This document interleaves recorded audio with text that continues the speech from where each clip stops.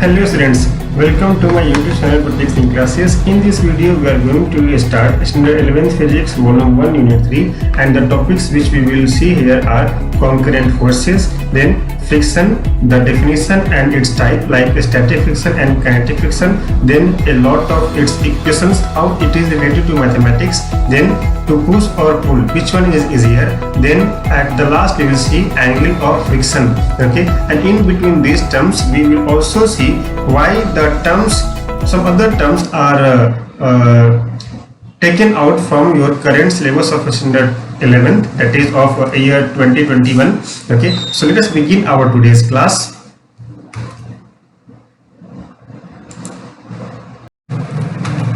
Hello students, welcome to my YouTube channel Pratik Singh Classes. In this video we are going to start standard 11th Physics Unit 3, section 335, that is concurrent forces about Lami's theorem. Okay, here we have to learn for new syllabus or reduced portion of year 2021, you have to only study what is the meaning of concurrent forces.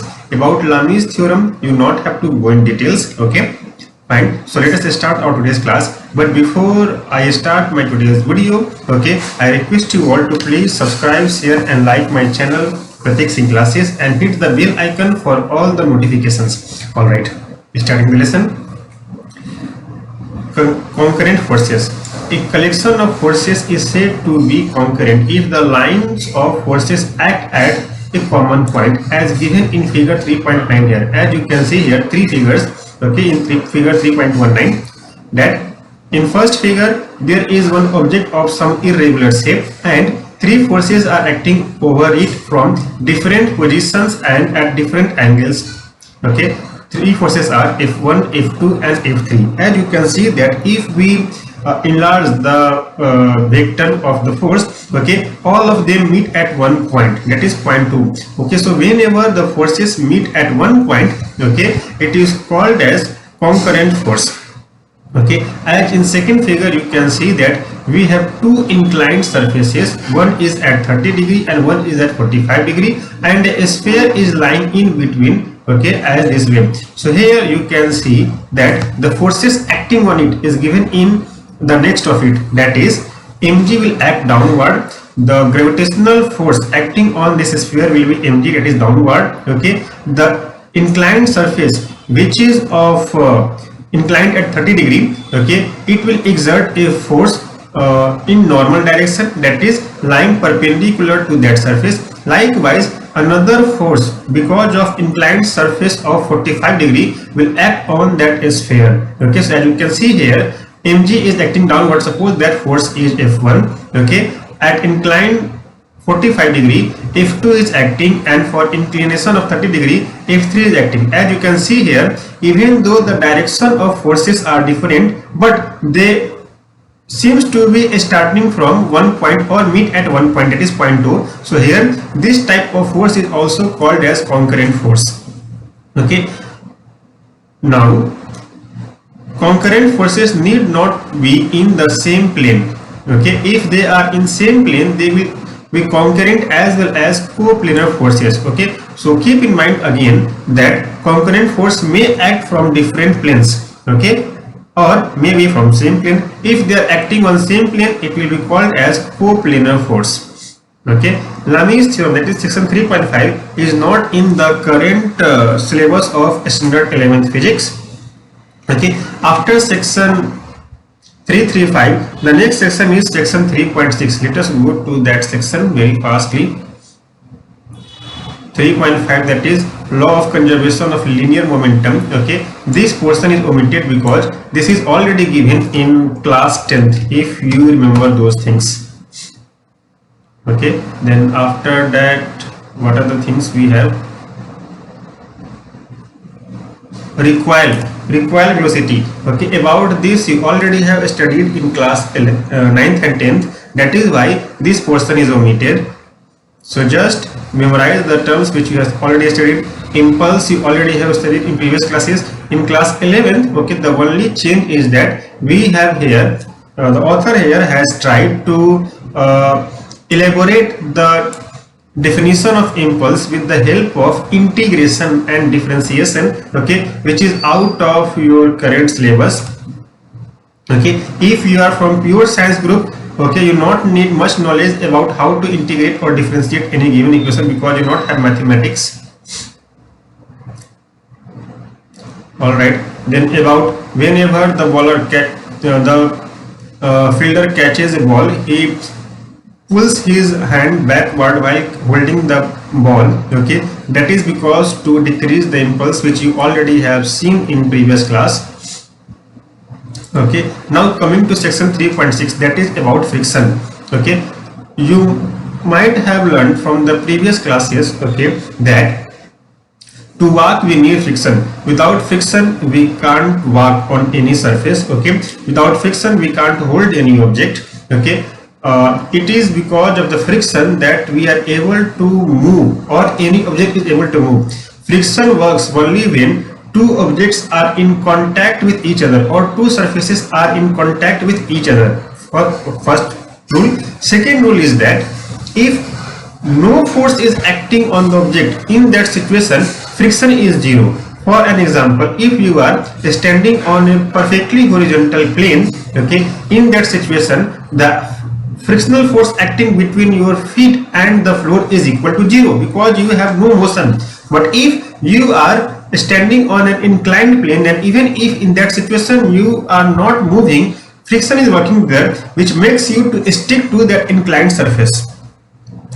Okay, friction always works parallel to the surface in contact. The direction of friction is always towards, or always to the parallel of the contact in surface. It may be in the direction of motion or may be in opposite direction of the motion. Fine, let us come to the book, that is section 361, introduction about friction.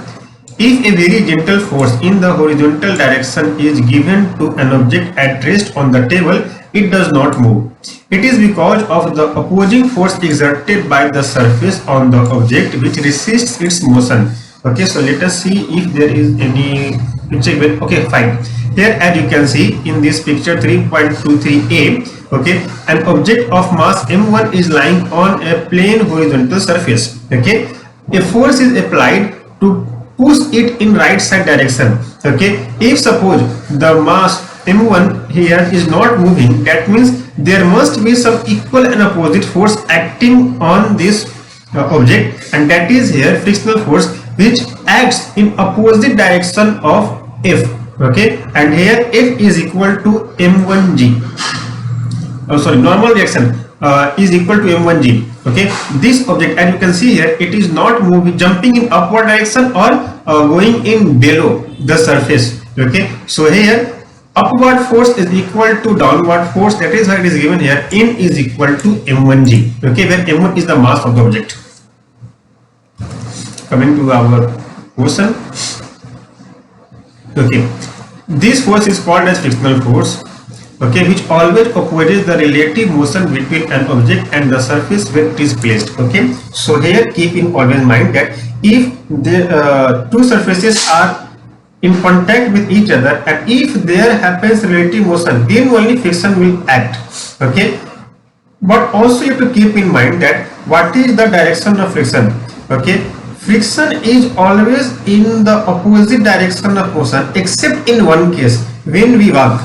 When we walk forward, okay, the direction of friction is also in forward direction, but in every other case the direction of motion and the direction of friction is always opposite to each other.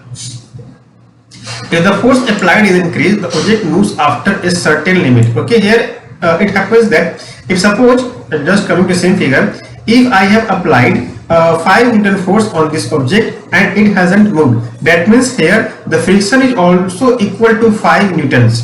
Okay, if suppose I have increased my force, suppose now I have applied a force of 10 newtons in forward direction, but still the object hasn't moved, that means the friction has again increased by 10 newtons. But if suppose at 10.1 newton if I apply, the object starts moving, then in that situation we can say that 10.0999, that is the limiting friction, means up to what the surface can exert friction. After that minimum value of friction, the object will start moving, and once the object will start moving, the value of friction acting on the surface, means the surface of contact, starts decreasing, but not equal to zero, but it goes to some lesser value. Now coming to relative motion. Okay, what is called as relative motion? How do we mean what is relative motion? When a force parallel to the surface is applied on the object, the force tries to move the object with respect to the surface. This relative motion is opposed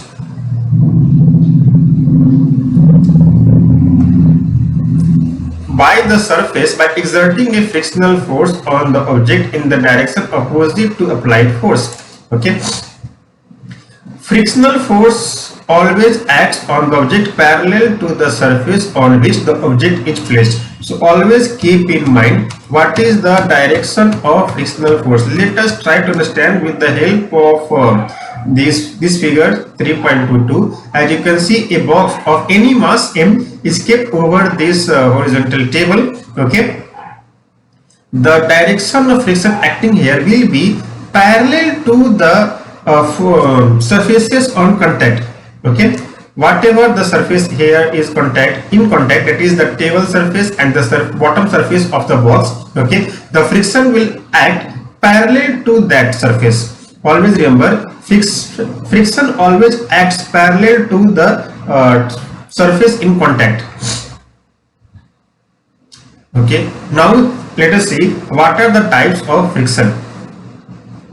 Frictional force always acts on the object parallel to the surface on which the object is placed. Okay, there are two kinds of friction. They are static friction and kinetic friction. As the name itself suggests, static means if anything is moving, and if anything is stationary, and kinetic means if anything is moving. Okay, so static friction means the friction exerted by the surface, okay, when the object is not moving, and kinetic friction means that friction, okay, applied on any object when the object is moving or when the surface are in relative motion to each other.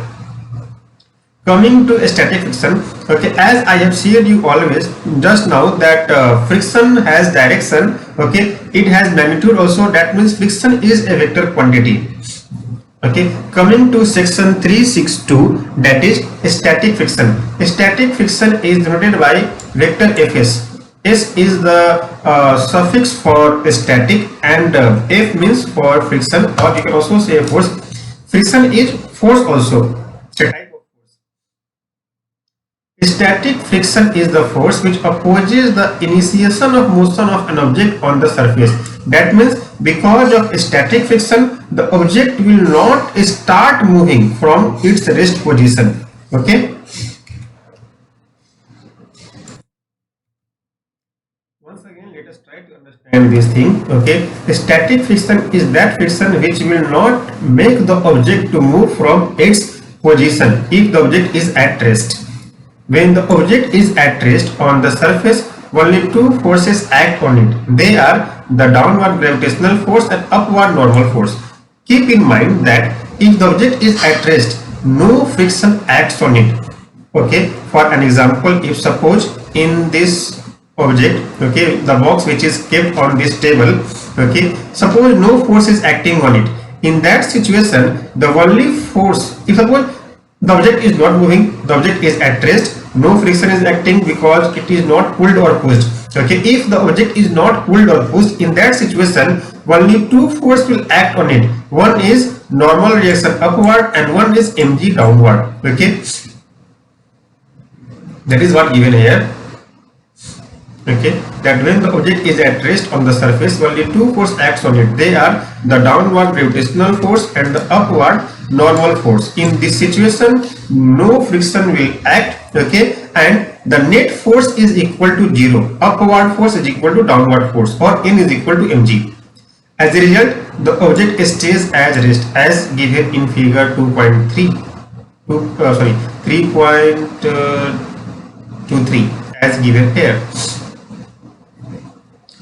Okay, now If some external force, if external, is applied on the object parallel to the surface on which the object is at rest, the surface itself exerts an equal and opposite force on the object to resist its motion and tries to keep the object at rest. Or you can also say that the object will be in the inertia of rest, and because of the inertia of rest, the object will not try to move until some certain limit of force is crossed. Okay, that limit is called as limiting friction. It will come later. Let us see what is given here. It implies that the external force and frictional force are exactly equal and opposite. Okay, means if you have applied a force on an object and the object hasn't moved on horizontal plane surface, in that situation, in between the floor and the object there happened a force equal in magnitude what you have applied but opposite in direction. Okay, that is the friction. So there the friction will be opposite to the force what you have applied and equal in magnitude. Therefore, no motion parallel to a surface takes place. Net force is 0 and no motion parallel to the surface takes place either left side or right side.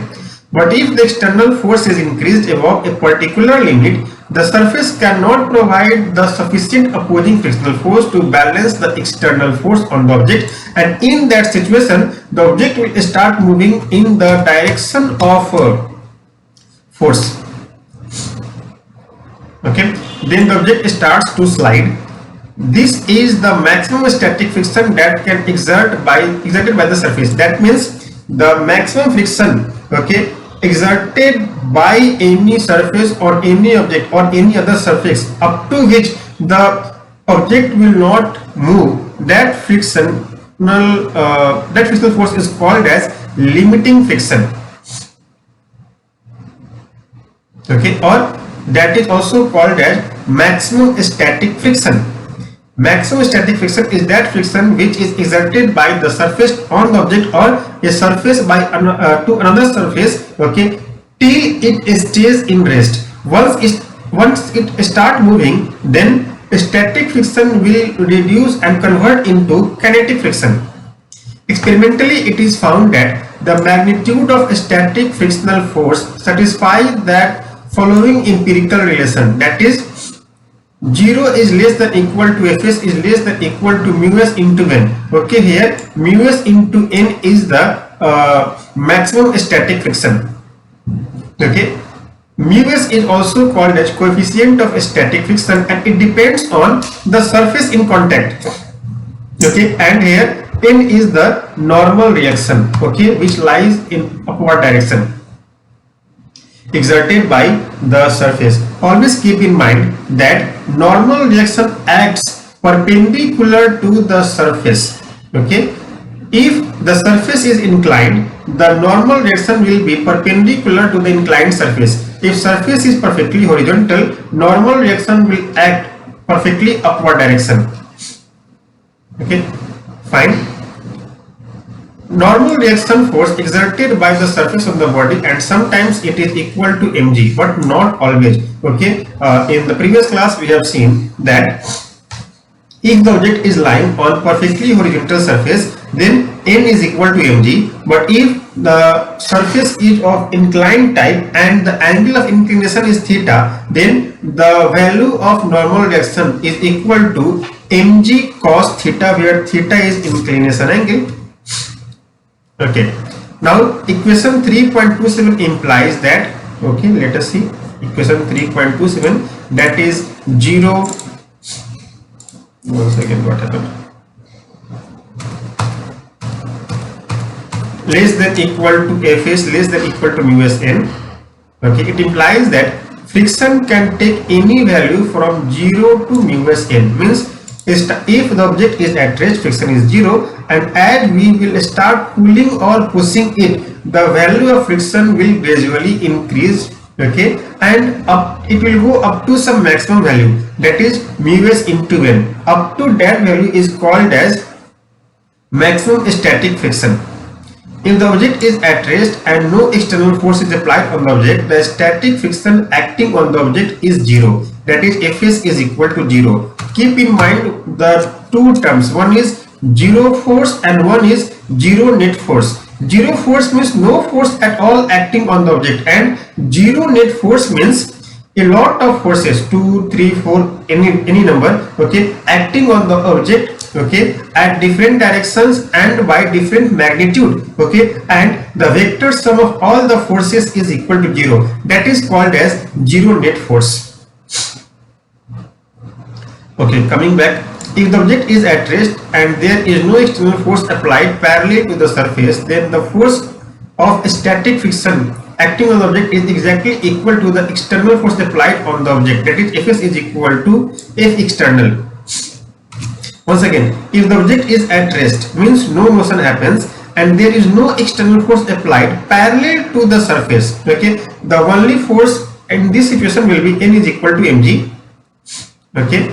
Then the force of a static friction acting on the object is exactly equal to the external force applied on the object. That is, Fs is equal to F external.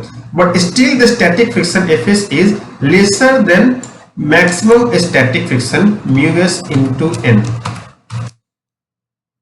When the object begins to slide, the static friction Fs acting on the object attains maximum. Okay, means once the object starts moving, just before the start, just when the object was about to start its motion, at that instant the amount of friction exerted by the contact surface will be the maximum.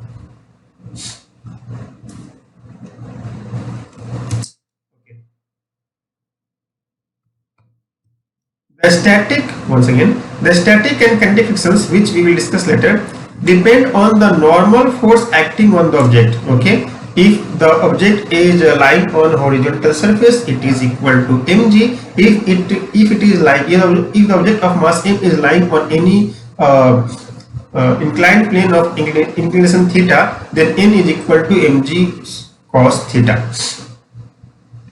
If the object is pressed hard on the surface, then normal force acting on the object will increase. Okay, as you can see here, if suppose I have a mouse on my hand, okay, if I keep this mount like this way, perfectly horizontal, then mg will act downward, okay, that is towards the center of the earth, and because of my hand, normal direction will act perfectly in upward direction. So here, because this mouth is not moving upward or downward, okay, then total force here is n minus mg, or n is equal to mg.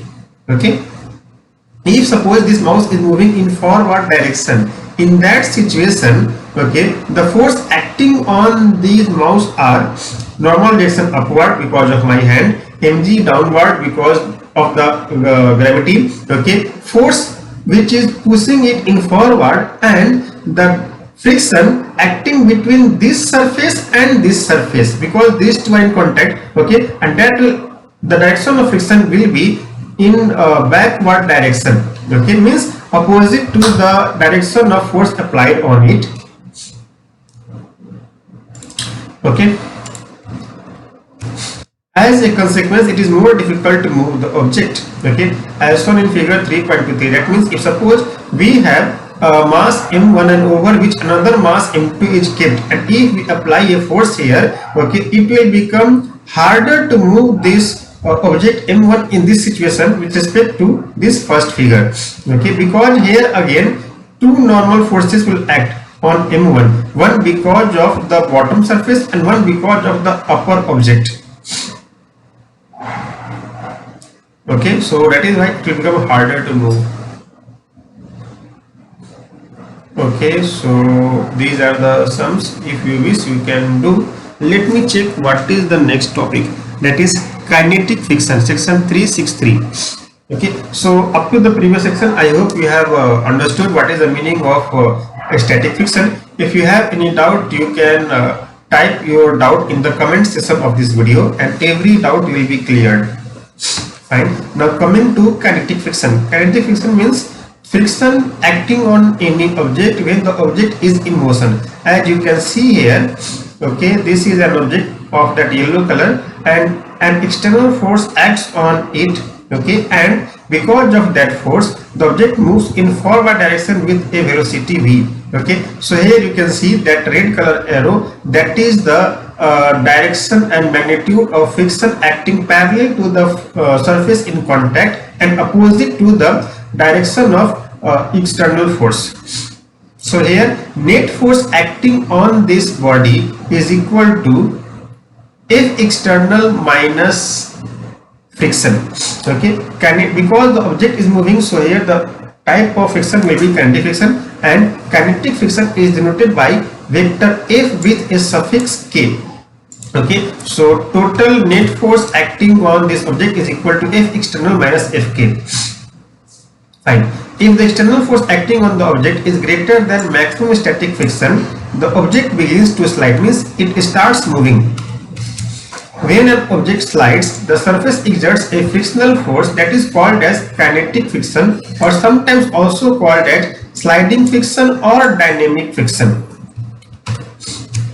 To move an object at constant velocity, we must apply a force which is equal in magnitude and opposite to the direction of kinetic friction. So as you can see here in this figure, okay, if we exert a force on any object, two things may happen. Either the three things may happen. Either the object will stay in rest, that means no motion, or if the object is in motion, then either it will move with constant velocity or with some acceleration. Okay, if the object is not moving, that means the amount of friction exerted on the object, okay, is equal to the external force applied on the object. First. Second is, if suppose the object is moving with constant velocity, that means in that situation external force is equal to kinetic friction, okay, and the object is moving because of its inertia of motion. And the third one is, if the object is moving with some acceleration, in that situation net force acting on the body will be F external minus Fk, that is kinetic friction. Let us see what are the things given in the book. Experimentally, it was found that the magnitude of kinetic friction satisfies the relation, that is Fk is equal to mu k into n, where mu k is the coefficient of kinetic friction and it depends on the surface in contact. Okay, and n in equation 3.28, n here will be the normal reaction. Okay, always keep in mind that kinetic friction will always be lesser than static friction. This implies that the starting of motion is more difficult than maintaining it. Okay, because as you can see here, kinetic friction is always lesser than static friction. That means to start an object we have to apply higher force, okay, then to maintain it in the motion. The salient features of static and kinetic frictions are given in table 3.2. I request you all to please memorize this. This may be a 5-mark question in your public exam, okay, or in your school exam. Okay, then next is section 364, that is to move an object, pull or push, which is easier. Okay, but before that some more questions are here. The variation of both static and kinetic friction force with external applied force is graphically shown here. So as in figure 3.25 you can see that as we increase the force, static friction's magnitude increases and it reaches some maximum value. Okay, up to that maximum value, as you can see here, okay, up to this maximum value the object will not move or the object will not slide. Okay, once the force reaches the maximum value or once the external force becomes more than the maximum static friction, okay, the object starts moving, and in that situation we have kinetic friction. There you can see that kinetic friction is lesser than that of static friction, and the value of kinetic friction will remain constant, that is equal to mu k into n, where mu is the coefficient of mu k is coefficient of kinetic friction between two surfaces and n is the normal reaction acting on it. As you can see in this figure that the static friction increases linearly with external applied force till it reaches the maximum value. Okay, so here this line is this line, as you can see the cursor, this line is a straight line. So as external force increases, static friction also increases up to some maximum value, and that maximum value is called as maximum static friction. If the object begins to move, then the kinetic friction is slightly lesser than the maximum static friction. As you can see here, okay, the upper value of static friction and the starting of kinetic friction. Okay, there you can see that kinetic friction is lesser than that of maximum static friction. Note that the kinetic friction is constant and it is independent of applied force. Once the object starts moving, okay, at whatever force applied and whatever velocity or acceleration it is moving, kinetic friction will remain constant. Okay. So this is all about static friction and kinetic friction. Now let us go to section 364, that is to move an object, push or pull, which is easier.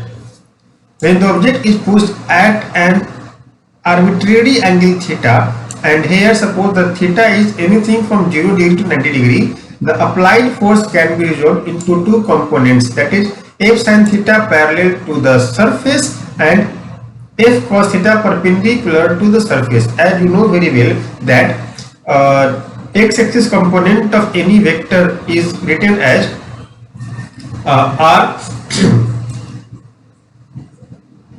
cos theta, and y-axis is written as r sin theta. Okay, in case if the surface is inclined, okay, then there we take the parallel inclination surface as x-axis and perpendicular to the inclined as y-axis, and in that situation the x-axis component of the force acting on the object will be F sin theta, and that on y-axis F cos theta.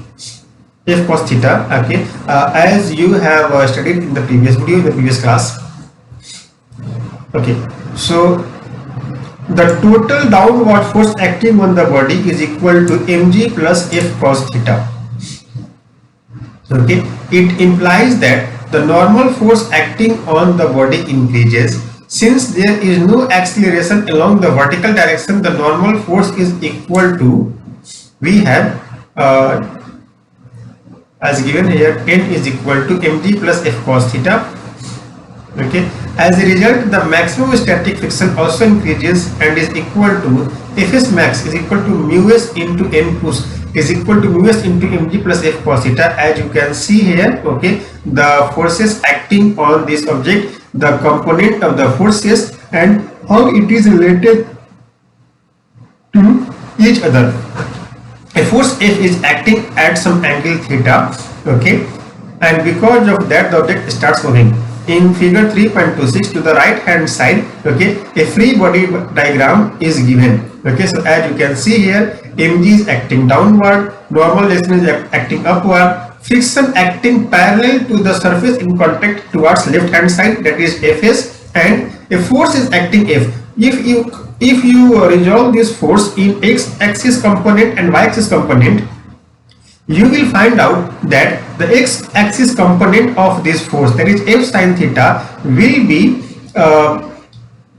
balancing Fs, static friction, okay, or maybe more than that, because of which the object is moving forward. Okay, and here n is equal to mg, okay,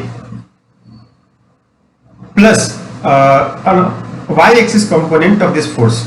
Normal reaction here is equal to mg downward plus y-axis component of force. Okay, that is what given here, n is equal to mg plus F cos theta. Equation 3.30 shows that a greater force needs to apply to push the object into the motion. Means if you apply a force in this situation, means at an angle theta, okay, you need higher magnitude of force to make this object to move forward. But if you apply a force which is lying parallel to the surface, okay, in that situation the force acting on it will be lesser. Okay, when an object is pulled at an angle theta, the applied force is resolved into two components as shown in figure 3.27. So as you can see in figure 3.27, a force is acting. Okay, that means a thread is there, okay, which is tied to the object, and with the help of that thread it is being pulled backward, or you can say the force is acting at an angle theta with the normal. Okay, so just resolve the force F in its components. Okay, in x-axis you will get F sin theta, and in y-axis you will get F cos theta. Okay, mg is acting downward and normal axis is acting upward as given in figure 3.27b. So here, and also you can say that because it is moving backward or towards left hand side, the direction of friction will be towards right hand side as given in this free body diagram of figure 3.27. okay, now just equate the things given here. So you will have n plus f cos theta in upward direction and mg downward direction. So we can write n pull, okay, plus f cos theta is equal to mg, or n is equal to mg minus f cos theta first. Second, we can write f sin theta minus fs is equal to ma.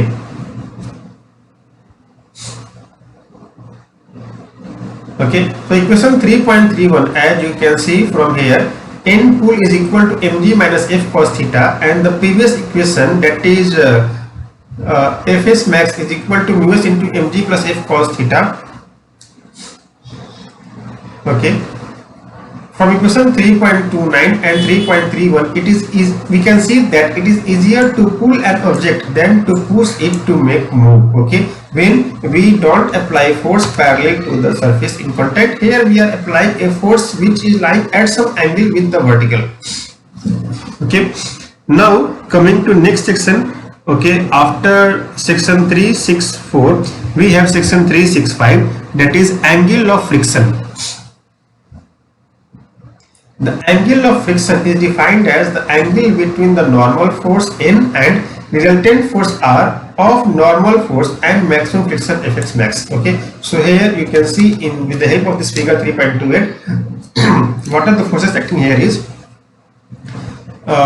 normal direction upward, mg downward, okay, friction backward, that is Fs max, okay, static maximum static friction, and the angle made by the resultant of normal reaction, okay, and the resultant is theta.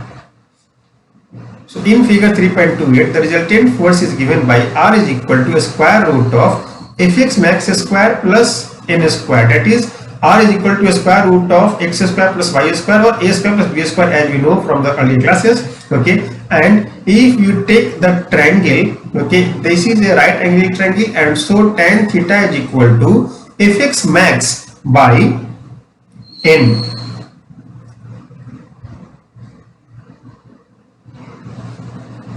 But from the frictional relation the object begins to slide when Fx max is equal to mu s into n.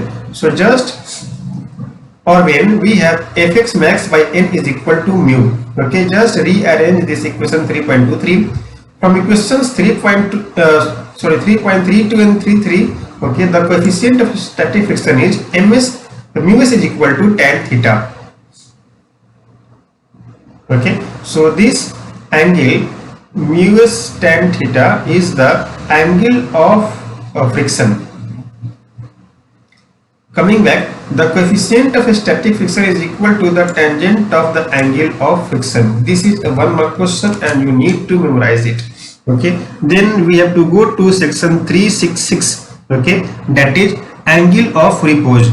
Okay, this video I think has become more than of half an hour, so if I will make long videos it will become boring, so I will start this portion in the next video. Till next video, take care of yourself and please subscribe, like and share my channel and hit the bell icon for all the notifications. If you hit the bell icon, you will get notification whenever I will upload any video. Till my next video, take care of yourself. Bye bye.